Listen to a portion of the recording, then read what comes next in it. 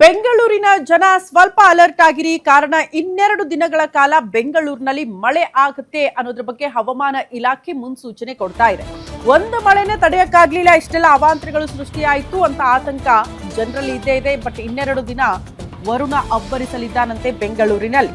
ಭಾನುವಾರದ ತನಕ ಕೂಡ ವರುಣನ ಆರ್ಭಟ ಇರುತ್ತಂತೆ ಬೆಂಗಳೂರಿನಲ್ಲಿ. ಗುಡುಗು ಸಹಿತ ಮಳೆ ಎಚ್ಚರಿಕೆಯನ್ನ ಹವಾಮಾನ ಇಲಾಖೆ ಕೊಟ್ಟಿದೆ.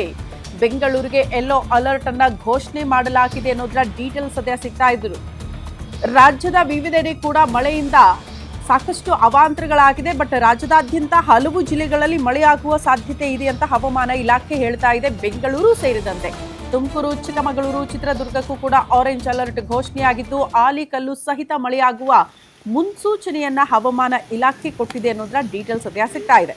ಪ್ರಮುಖವಾಗಿ ರಾಜ್ಯದ ಬೇರೆ ಜಿಲ್ಲೆಗಳಲ್ಲಿ ಈ ಬೆಳೆ ಹಾನಿ, ರೈತರು ಸಂಕಷ್ಟ ಪಡೋದನ್ನೆಲ್ಲ ನೋಡ್ತಾ ಇದ್ವಿ. ಬಟ್ ಬೆಂಗಳೂರಿನಲ್ಲಿ ಜನಸಾಮಾನ್ಯರು ಕೂಡ ಪರದಾಡಬೇಕು ಅಂತ ಪರಿಸ್ಥಿತಿ. ಕಾರಣ ಕೆಲ್ಸಕ್ಕೆ ಹೋಗೋರು ಮನೆಯಲ್ಲಿದ್ರು ಕಷ್ಟ, ಹೊರಗಡೆ ಹೋದ್ರೂ ಕೂಡ ಕಷ್ಟ. ಯಾಕಂದ್ರೆ ಎಲ್ಲಿ ನೋಡ್ತೀವಲ್ಲಿ ಮಳೆ ನೀರು ತುಂಬ ಹೋಗಿರುತ್ತೆ. ಕಾರಣ ಬೆಂಗಳೂರಿನ ವ್ಯವಸ್ಥೆನೇ ಹಂಗೆ.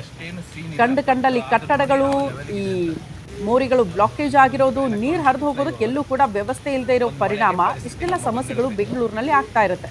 ಅನ್ಎಕ್ಸ್ಪೆಕ್ಟೆಡ್ ಇರುತ್ತೆ, ಅದಕ್ಕೆ ಈ ಥರ ಆಗಿರುತ್ತೆ. ಪ್ರಾಬ್ಲಮ್ ಇಲ್ಲ, ಬಟ್ ಮಳೆನೂ ತುಂಬ ಚೆನ್ನಾಗಿ ಬಂದಿದೆ. ಸೊ ನಿಮ್ಮ ಏರಿಯಾ ಯಾವ ಥರ? ಬೆಂಗಳೂರಲ್ಲಿ ಒಂದೇ ಮಳೆ ಬಂದಿರೋದು, ರೋಡ್ ಎಲ್ಲ ನದಿ ಥರ ಆಗಿದೆ. ಇದು ಯಾವುದು ಅಂದರೆ ಇದು ನೈಸ್ ರೋಡ್ ಫ್ಲೈಓವರು.